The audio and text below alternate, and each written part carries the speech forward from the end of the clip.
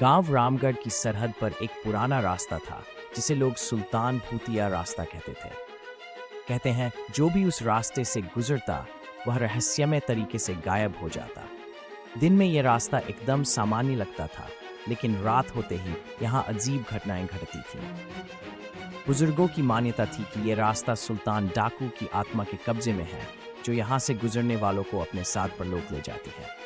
लेकिन क्या सच में ऐसा था या इसके पीछे कोई और राज छुपा था?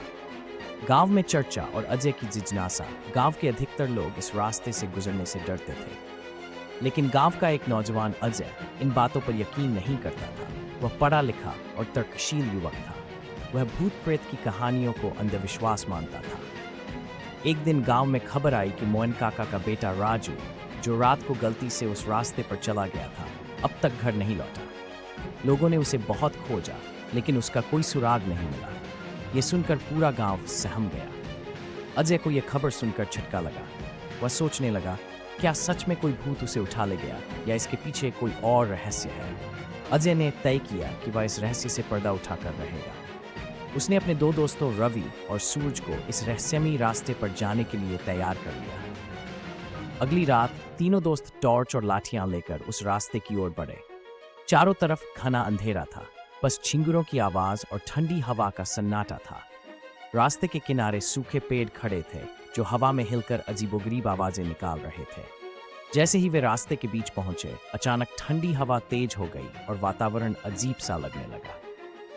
सूरज ने डरते हुए कहा, यार, ये जगह कुछ अजीब लग रही है, हमें वापस चलना चाहिए। अजय ने उसे समझाया, डरने की कोई बात नहीं, ये सब सिर्फ मन का भ्रम है। लेकिन तभी उन्हें झाड़ियों में कुछ हलचल महसूस हुई। तीनों ने उधर देखा, लेकिन वह कुछ नहीं था। तभी रवि ने अजय का हाथ कसकर पकड़ लिया और बोला, भाई देखो, वहां कुछ है। जब अजय और सूरज ने देखा तो सामने एक परछाई सी हिलती हुई दिखाई दी। परछाई धीरे धीरे उनकी ओर बढ़ने लगी। अचानक रवि घबराकर चिल्लाया, सूरज कहां गया? वे दोनों इधर उधर देखने लगे, लेकिन सूरज कहीं नजर नहीं आया। अब अजय और रवि बुरी तरह डर चुके थे। उन्होंने सूरज को आवाजें लगाईं, लेकिन कोई जवाब नहीं मिला। तभी उन्हें लगा कि उनके आसपास किसी की फुसफुसाने की आवाजें आ रही हैं।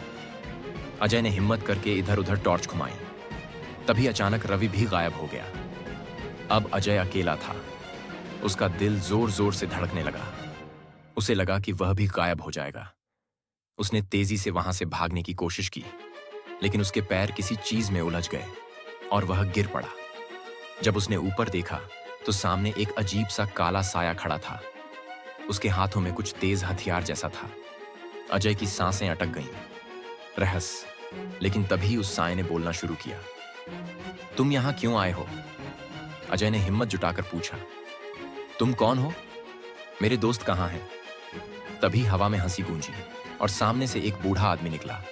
वह कोई भूत नहीं था, बल्कि गांव का ही एक पुराना आदमी निकला, जिसका नाम फकीरा बाबा था।